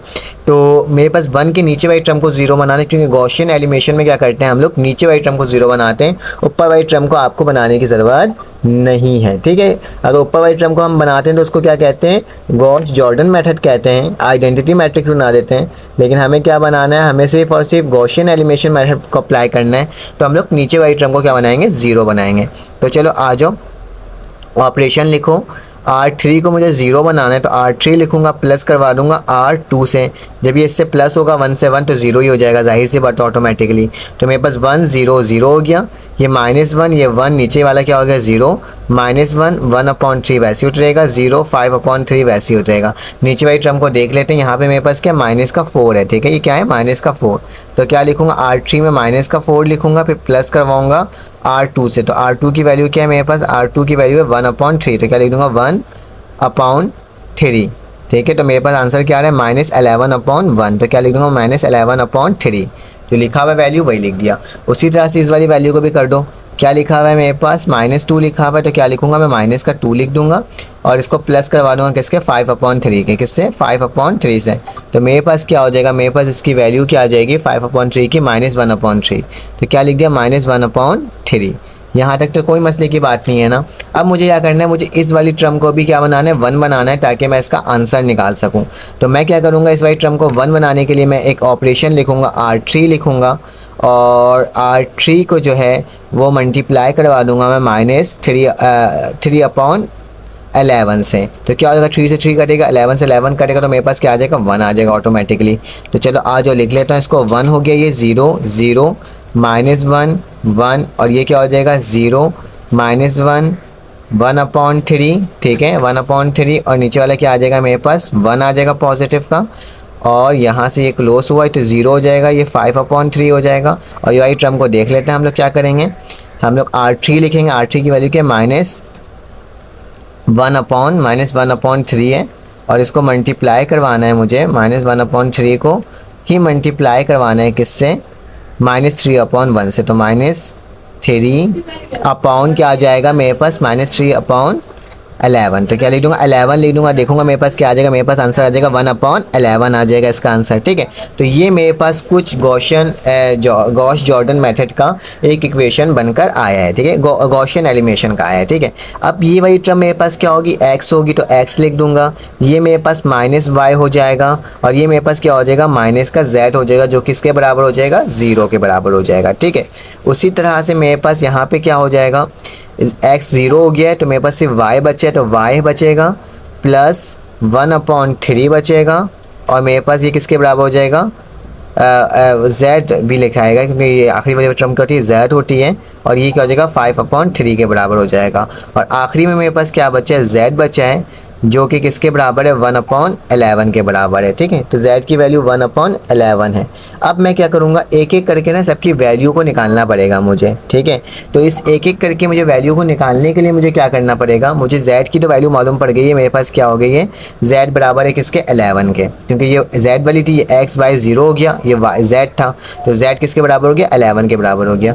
क्यों ना मैं z की वैल्यू इसमें पुट कर दूँ, इसको इक्वेशन नंबर 1 का नाम दे दो, इसको इक्वेशन नंबर 2 का नाम दे दो। क्यों ना मैं z1 की वैल्यू यहाँ पुट कर दूँ, तो मेरे पास किसकी y निकल जाएगी, y की वैल्यू निकल जाएगी। तो लिखो पुटिंग दी वैल्यू, कौन सी वैल्यू हम लोग निकालने जा रहे हैं, z की वैल्यू हम लोग पुट करने जा रहे हैं इक्वेशन नंबर 2 में, ठीक है। तो इक्वेशन नंबर 2 में पुट करके देखते हैं कि मेरे पास क्या आ रहा है। मैंने y को वैसे ही लिखा, y वैसे ही लिखा, प्लस का निशान डाला और 1/3 वैसे निकला, z की जगह क्या आ जाएगा 1/11 आ जाएगा और इक्वल टू 5/3 आ जाएगा, ठीक है। तो 1 1 सा 1 होता है और 11 से मेरे पास 33 होता है, ठीक है। तो मैं क्या करता हूँ, मैं नेक्स्ट पेज में लिख देता हूँ, कैसे y लिखूँगा, ठीक है। उसके बाद क्या लगा हुआ है मेरे पास पॉजिटिव का निशान है, पॉजिटिव लगाऊंगा और मेरे पास क्या हो जाएगा, मेरे पास जब 1 से मल्टीप्लाई होगा तो 1 ही आएगा, तो मैं यहाँ पे क्या लिख दूंगा 1 लिख दूंगा और साथ साथ नीचे क्या आ जाएगा 3, जब 11 से मल्टीप्लाई होगा 33 आ जाएगा और इक्वल टू का निशान है, मेरे पास क्या लिखा हुआ है 5/3 लिखा, क्या लिखा मैंने यहाँ पे लिखा है 5/3, तो मेरे पास क्या आ जाएगा 5/3 आ जाएगा, ठीक है।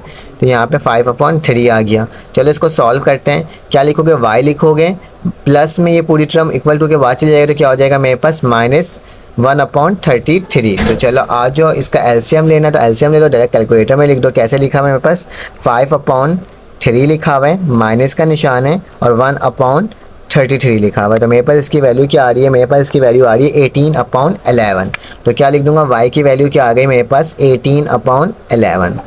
उसी तरह से मेरे पास क्या होगा, नेक्स्ट वैल्यू अब निकालना होगा हमें। हमारे पास y की वैल्यू आ गई और मेरे पास किसकी वैल्यू आ गई, z की वैल्यू ऑलरेडी है। क्यों ना मैं इक्वेशन नंबर 1 में पुट करके इसकी वैल्यू निकाल लूँ, तो मेरे पास क्या हो जाएगा, लिखना putting the value of y किसके बराबर है 18/11 एंड z किसके बराबर था मेरे पास, z मेरे पास बराबर था 1/11 के, ठीक है। z मेरे पास बराबर था 1/11 के। इन इक्वेशन कौन से इक्वेशन में पुट करने जा रहे हैं, 1 में पुट करने जा रहे हैं। तो इक्वेशन नंबर 1 बिकम, हमारे पास इक्वेशन नंबर 1 आ गया। इक्वेशन नंबर 1 में मैं x को तो वैसे ही लिखूंगा, ठीक है, x जो है मेरे पास वैसे ही लिखाएगा, माइनस के साथ y की वैल्यू, माइनस लिखूंगा, y की वैल्यू क्या है मेरे पास 11, 1/11, फिर माइनस का निशान है शायद, हाँ बिल्कुल माइनस का निशान। और z की वैल्यू क्या है मेरे पास, z की वैल्यू मेरे पास अभी आई है 18/11, ठीक है, इक्वल टू 0, ठीक है। क्योंकि मुझे x की वैल्यू चाहिए तो मैं क्या करूँगा, x को यहीं पर रहने दूंगा और इसको उधर ले जाऊँगा। तो क्या हो जाएगा मेरे पास, ये वाली पूरी टर्म ऊपर जाएगी उधर जाएगी, तो क्या हो जाएगा माइनस में तो 1/11 और ये प्लस 18/11, ठीक है। उसी तरह से क्या हो जाएगा, ये डिनोमिनेटर में दोनों वैल्यू सेम है तो 11 एक दफ़ा लिखा जाएगा और 1 + 18 लिखा जाएगा। तो क्या हो जाएगा x की वैल्यू 19/11। तो कितना आसान तरीके से मेरे पास गॉसियन एलिमिनेशन मेथड से ये वैल्यू सॉल्व हो गई। x की वैल्यू आ गई 19/11, ठीक है। उसी तरह से मेरे पास y की वैल्यू आ गई 18/11, ठीक है। और उसी तरह से मेरे पास z की वैल्यू आ गई, क्या आ गई, z की वैल्यू आ गई मेरे पास 1/11। तो ये मेरा क्या होगा, आंसर होगा x y z का। तो चलें इसको सॉल्व कर लिया हमने। अगर ये आपको वीडियो अच्छी लगी हो तो लाइक करिएगा, सब्सक्राइब कर दिएगा, क्योंकि मैं आपको इसका एक ही पार्ट करवा रहा हूँ, दूसरा पार्ट आपने कमेंट करके बताना है। इन्वर्जन मेथड मैंने आपको बता दिया और ये भी मैंने आपको बता दिया। अब हमारे पास क्वेश्चन नंबर 6 आ चुका है। क्वेश्चन नंबर 6 भी सेम वैसी है क्वेश्चन नंबर 5 जैसा, बस इसमें फ़र्क क्या है, इसमें लिखा हुआ है गॉस जॉर्डन मेथड। इसका मतलब क्या होता है, रिड्यूस एशेलन मेथड भी बोलते हैं इसको, या फिर गॉस जॉर्डन मेथड कहते हैं, ठीक है। और गॉसियन एलिमिनेशन क्या होता है, सिर्फ आइसोलेशन मेथड होता है, मतलब उसके नीचे नीचे क्या बनाना होता है, 0 बनाना होता है 1 के बाद। और इस वाली टर्म में क्या बनाना होगा, हमें इसको आइडेंटिटी बनाना होगा और इसको सॉल्व करना होगा। लेकिन हमें मालूम है कि सबसे पहले हम लोग सोल्यूशन लिखने के बाद कंडीशन लिखते हैं। हमें मालूम होता है कि ए एक्स इसके बराबर है बी की, क्योंकि नॉन होमोजीनियस हैं, क्योंकि यहाँ पे नंबर्स लिखे हुए हैं, ठीक है, इक्वल टू के बाद। तो सबसे पहले ए की वैल्यू फाइंड आउट कर लो। तो ए की वैल्यू मेरे पास क्या है, ए की वैल्यू है मेरे पास 1 है, तो क्या लिखूँगा 1 लिखूँगा, फिर उसके बाद 2 है और फिर उसके बाद 3 है, तो क्या लिखूँगा 1 2 और 3। उसी तरह से यहाँ पे माइनस का 1 हो जाएगा, ये 2 हो जाएगा, ये माइनस का 2 हो जाएगा। उसी तरह से यहाँ पे 4 है, माइनस का 1 है और प्लस का क्या है 3 है, ठीक है। और यहाँ पे मैं क्या करूँगा, इसकी वैल्यू लिख दूँगा। उसके साथ साथ x की वैल्यू क्या होती है, नॉन वेरिएबल कौन कौन से, x y z unknown variable, ठीक है। और b की वैल्यू क्या है मेरे पास, b की वैल्यू इक्वल टू के बाद होती है 4 2 -3। अब इसमें हम क्या बनाएंगे, एक आर्गुमेंट मैट्रिक्स बनाएंगे, जिसकी मदद से हम इसको क्या करेंगे, सॉल्व करेंगे, ठीक है। तो आर्गुमेंट मैट्रिक्स को हम लोग इसकी मदद से हम लोग सॉल्व करते हैं। मैं अपना कैमरा सेट कर देता हूँ, ठीक है। तो ये बिल्कुल सेट हो गया है, ठीक है। अब आगे चलते हैं और देखते हैं इसको सॉल्व करने की कोशिश करते हैं। तो मेरे पास क्या हो जाएगा, आर्गुमेंट मैट्रिक्स क्या होता है, a/b, क्या होता है a/b। तो मेरे पास क्या आ जाएगा, a की वैल्यू क्या आ जाएगी 1 2 3, यहाँ पे -1 2 -2 4 -1 और क्या आ जाएगा मेरे पास 3 आ जाएगा, जो कि मेरे पास किसके साथ लिखाएगा, ये एक लंबा सर्किल खींचूंगा और 4 2 -3 के साथ ये क्या हो जाएगा, टर्म लिखा जाएगा। आर्गुमेंट मैट्रिक्स इसी को कहते हैं ना। तो देखो मैंने लिख दिया। अब मुझे क्या करना है, मुझे फर्स्ट टर्म 1 बनानी है, ये ऑलरेडी 1 है। अब मुझे नीचे वाली टर्म को 0 बनाना है और उसके नीचे टर्म को 0 बनाना है। तो मैं क्या करूँगा, मैं लिखूँगा R2 को 0 बनाना है, तो क्या लिखोगे R2 - 2R1, 2 की वैल्यू हो जाएगी ये, फिर 2R1 मतलब 2 को 1 से मल्टीप्लाई कर दो, तो 2 1 2 हो जाएगा, तो 1 2 - 2 क्या हो जाएगा 0 हो जाएगा। तो मैं क्या लिखूँगा, मैं इस तरह से लिखते जाऊँगा और सॉल्व करते जाऊँगा आपके सामने। 1 0 3, ऊपर वाली टर्म तो वैसे ही उतर जाएगी, कोई चेंजेस नहीं आएगी इसके अंदर, ठीक है। नीचे वाली टर्म में क्या हो जाएगा, ये टर्म भी वैसे ही उतर जाएगी, इसमें कोई चेंजेस नहीं आएगा, सिर्फ चेंजेस किस में आएगा, आपके इस वाली टर्म में आएगा, ठीक है। तो इसको भी मैं आपको करके दिखा देता हूँ, कैलकुलेटर में ही करके दिखा देता हूँ, ताकि आप क्या कर सको, परेशान ना हो, ठीक है। तो मेरे पास क्या लिखा हुआ है, R2 लिखा हुआ है ना, R2 को माइनस करना है 2R1 से। तो मेरे पास R2 की वैल्यू क्या है 2 है, तो मैंने 2 लिखा, ठीक है। मैंने क्या लिखा आपके सामने 2 लिखा, माइनस का निशान है माइनस डाला, फिर उसके बाद क्या लिखा हुआ है मेरे पास 2 लिखा हुआ है, मैंने 2 लिखा, और फिर उसके बाद मेरे पास क्या है R1 है, तो R1 की वैल्यू क्या है -1 है, तो क्या लिख दूंगा माइनस का 1 लिख दूंगा और देखूंगा क्या आंसर आ रहा है मेरे पास, पॉजिटिव का 4 आ रहा है, तो मैं क्या लिख दूंगा 4 लिख दूंगा। उसी तरह से इसको भी निकाल दूँ, R1 जो R2 जो है मेरे पास माइनस का 1 है, यहाँ पे माइनस का 1 लिखा, और यहाँ पे क्या आ जाएगा मेरे पास 4 आ जाएगा पॉजिटिव का, ठीक है, 4 लिखा हुआ ना पॉजिटिव का। तो मेरे पास इसकी वैल्यू क्या आ रही है, -9 आ रही है। तो क्या लिख दूंगा, -9 लिख दूंगा, और यहाँ पे क्या आ जाएगा मेरे पास, यहाँ वाली वैल्यू को भी देख लेते हैं। तो मैं सबसे पहले 2 लिखूंगा, ठीक है, पॉजिटिव का 2 है इस दफ़ा, और अंदर में क्या आ रहा है मेरे पास 4 आ रहा है, तो क्या लिख दूंगा 4 लिख दूंगा। तो मेरे पास क्या आएगा -6 आ जाएगा। तो क्या लिख दूंगा -6, ठीक है। एक ऑपरेशन परफॉर्म किया, मेरे पास ये वाली वैल्यू आ गई। अब क्या करना है, मुझे सेकंड ऑपरेशन परफॉर्म करना है। तो सेकंड ऑपरेशन परफॉर्म करने के लिए क्या लिखूंगा, R3 को 0 बनाना है, मतलब इस टर्म को 0 बनाना है। तो R3 लिखूंगा, माइनस करवा दूंगा 3 R1 से, ताकि क्या हो जाए माइनस होकर वही आंसर आ जाए, 0 आ जाए। तो क्या हो जाएगा मेरे पास इसका 1 0 0 -1 4 4 -9 4 और -6, ठीक है। ये नीचे वाली टर्म सारी चेंज होगी, तो मेरे पास क्या आ जाएगा, चेंज होने के बाद मेरे पास आ जाएगा 1, यहाँ पे 1 आएगा, यहाँ पे दोबारा से -9 आएगा, और यहाँ पे क्या आ जाएगा मेरे पास -15 आ जाएगा, ठीक है। तो क्या आ जाएगा, -15 करके भी देख लेते हैं कि R3 की वैल्यू क्या है, मेरे पास -3 है। तो क्या लिख दूँगा, -3 लिख दूँगा यहाँ पे, ठीक है, -3 हो गया। और फिर मेरे पास क्या है, फिर माइनस का निशान है, फिर लिखा हुआ है 3, तो मैंने 3 लिख दिया। और फिर R1 की वैल्यू क्या थी मेरे पास 4 थी, तो मैंने क्या लिख दिया 4 लिख दिया। तो जब इसको सॉल्व किया तो मेरा आंसर क्या है, -15 आया, ठीक है। अब आगे चलते हैं और देखते हैं हमारे पास क्या आंसर आएगा, ठीक है।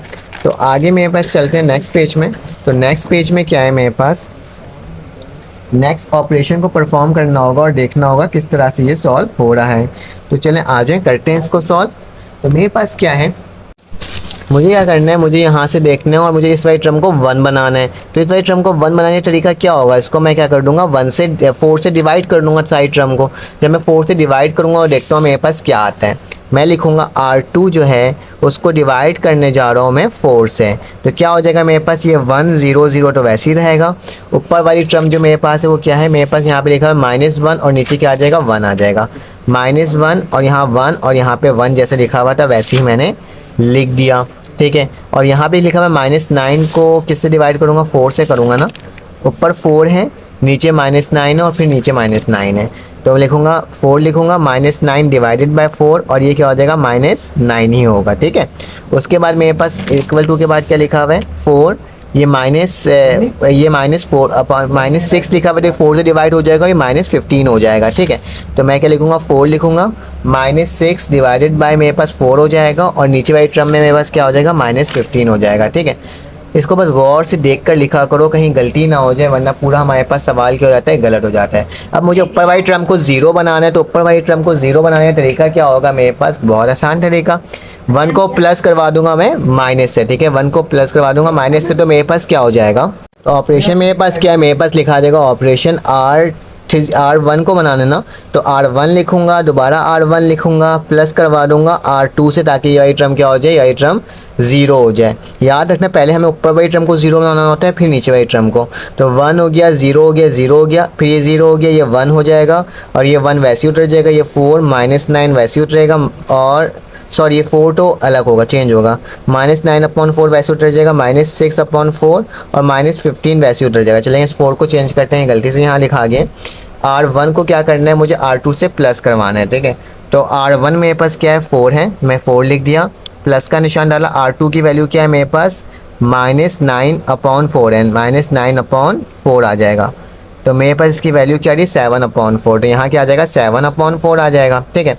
और इसी तरह से ये 4 लिखा हुआ है, तो इसको भी वही करना है कि मुझे R1 को जो है वो क्या करवाना है, प्लस करवाना था R2 से, तो मेरे पास क्या आ जाएगा यहाँ पे -6/4 है ये, तो यहाँ क्या लिख दूंगा 6 लिख दूंगा, मेरे पास क्या आ जाएगा 5/2 आ जाएगा, ठीक है। तो मैंने यहाँ पे 5/2 लिख दिया। अब मेरे पास ये टर्म 0 हो चुकी है। अब क्या करूँगा, मुझे नीचे वाली टर्म को 0 बनाना है। तो नीचे वाली टर्म को 0 बनाने के लिए मैं क्या करूँगा, R3 लिखूंगा और R3 को माइनस करवा दूंगा R2 से, ताकि मेरे पास ये टर्म 0 हो जाए। तो क्या लिखूंगा, मैं यही टर्म लिखूंगा 1 0 0 लिखूंगा, 0 1 फिर 0 लिखूंगा, 7/4 वैसे उतरेगा, 5/2 वैसे उतरेगा, ठीक है, -9/4 भी वैसे उतरेगा, -6/4 भी वैसे उतरेगा। अब नीचे वाली टर्म लिखना है, R3 की वैल्यू क्या है मेरे पास -9 है, तो मैं लिखूंगा -9 लिख दूंगा, फिर माइनस का निशान है, माइनस डालूंगा, और लिखा हुआ है इसको माइनस करवा दो, किससे, इससे करवा दो, -9 अपॉन क्या हो जाएगा, 9 अपॉन नीचे आ जाएगा 4, ठीक है। अब देख लो मेरे पास क्या हो जाएगा, एक इसका माइनस का निशान था, एक इसका निशान था और एक मेरे पास खुद का निशान था। तो मेरे पास क्या आ गया, -27/4 आ गया। ठीक है, उसी तरह से इस वाली टर्म को देख लो, क्या लिखा हुआ है, -15 लिखा हुआ है। तो -15 था और उसको माइनस करवाना है किससे, मुझे ऊपर वाली टर्म से करवाना है। तो क्या लिखूँगा, -6/4 लिख दूंगा। ठीक है, और इसका आंसर लिखूँगा क्या आएगा, -27/2 आ जाएगा। ठीक है, तो ये कुछ वैल्यूज़ मेरे पास बन करके आ रही है। अब मेरे पास क्या है, मेरे पास क्या लिखा है, -27/4 को क्या बनाना है, मुझे 1 बनाना है। तो इसको 1, क्योंकि ये 1 हो गया, ये 1 हो गया, मुझे इसको बनाना है, इसको 1 बनाना है। तो क्या लिखूँगा मैं, कौन सा ऑपरेशन लिखूँ, R3 लिखूँगा। तो R3 लिखूँगा, फिर दोबारा R3 लिखूँगा। 1 बनाने के लिए मैं क्या करूँ, मैं करता हूँ -4/27 से इसको मल्टीप्लाई कर देता हूँ, ताकि क्या हो सके, वही टर्म मेरे पास 1 बन जाए। तो चलो आओ देख लेते हैं किस तरह से हो जाएगा। मेरे पास 1 ऐसे ही लिखाएगा यहाँ पे, 1 0 0 0 1 0 7/4 -9/4 और नीचे क्या आ जाएगा, 1 आ जाएगा। उसी तरह से यहाँ पे 5/2 6/4 माइनस का, और इस वाली टर्म को देख लेते हैं कैलकुलेटर में। मेरे पास क्या होगा, R3 लिखना है। तो R3 की वैल्यू क्या है, -27/2। ठीक है, और फिर उसके बाद क्या लिखा हुआ है मेरे पास, फिर उसके बाद मेरे पास लिखा हुआ है R3 को वैल्यू को मल्टीप्लाई करवा देना है किससे, -4/27 से, -4/27। तो यहाँ पे माइनस का निशान भी डाल देता हूँ ताकि कंफ्यूज ना हो आप। सेम टू सेम वैसी वैल्यू को लिख दिया करो और देख लियो क्या वैल्यू आई। तो मेरे पास x की वैल्यू क्या आ रही है, 2 आ रही है। आखिरी वाली वैल्यू क्या आ रही है, 2 आ रही है। ठीक है, तो यहाँ तक तो मैंने कर लिया। अब इसके आगे चलते हैं और देखते हैं हमारे पास किस तरह से सॉल्व होगा। फिर से मैंने यही कंडीशन लिखा, 1 0 0 0 1 0। मुझे अब 1 से ऊपर वाली टर्म को क्या बनाना है, 0 बनाना है। तो ये वाली टर्म को 0 बनाने के लिए क्या करूँगा, मैं लिखूँगा R2 लिखूँगा, फिर दोबारा R2 लिखूँगा, ये माइनस में तो प्लस करवा दूँगा 9/4 R3 से। 9/4 R3 से करवाऊँगा तो जाहिर सी बात है ये 1 से मल्टीप्लाई 9/4 हो जाएगा और ये माइनस का तो 0 हो जाएगा। तो क्या आ जाएगा, 7/4 वैसे ही रहा, ये 0 हो जाएगा, ये 1 हो जाएगा और यहाँ पे मेरे पास 2 तो वैसे ही रहेगा। इस वाली टर्म को देख लेते हैं कैलकुलेटर में। तो मेरे पास क्या आ जाएगा, मेरे पास आ जाएगा माइनस, क्या लिखना है मुझे, R2 की वैल्यू लिखना है। तो R2 की वैल्यू क्या है मेरे पास, -6/4। ठीक है, प्लस का निशान है, फिर उसके बाद लिखा हुआ है 9/4 लिखा हुआ है। तो 9/4 लिखूँगा, 9/4 लिख दूँगा। और R3 की वैल्यू क्या है मेरे पास, एक मिनट, R3 की वैल्यू क्या है मेरे पास, R3 की वैल्यू मेरे पास 2 है, तो मैं 2 लिख दूँगा। तो मेरे पास क्या आ रहा है, एक मिनट, ये इसमें गलती हो गई। मैं क्या करूँगा, इसको इस तरह से लिखूँगा ना तो ये सॉल्व हो जाएगा। तो मेरे पास क्या आ जाएगा, इसकी वैल्यू 3 आ जाएगी। तो आंसर क्या आ गया मेरे पास, इसका 3 आ गया। अब क्या करना होगा, अब मुझे ऊपर वाली वैल्यू निकालनी है। तो उस वाली वैल्यू को देख लेते हैं किस तरह से ये निकल रहा है। -1 है ना, यहाँ पे क्या लगेगा, 5/2 आ जाएगा। ठीक है, अब मुझे यारी टर्म को 0 बनाना है। तो क्या लिखूँगा, मैं यहाँ पे लिखूँगा दोबारा से 1 0 0 0 1 0। ये 7/4 को मुझे 0 बनाना है।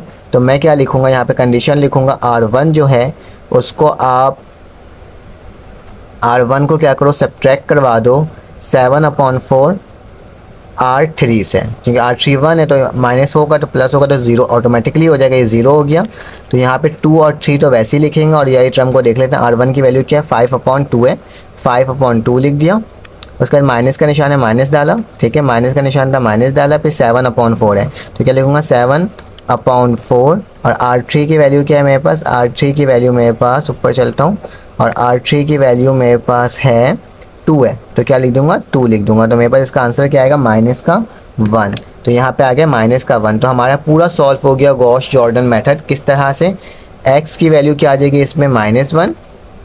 यहाँ पे y दूसरा टर्म होता है तो y की वैल्यू क्या आ जाएगी, 3, जबकि मेरे पास 1 की वैल्यू क्या आ जाएगी, मतलब z की वैल्यू क्या आ जाएगी, 2। तो ये कितना आसानी से ये पूरा आंसर आ गया। अगर आपको ये वीडियो अच्छी लगी तो आप लाइक कर दो, सब्सक्राइब कर दो, बेल के आइकन को क्लिक कर दो। फिर आपसे मुलाकात होगी एक न्यू वीडियो में।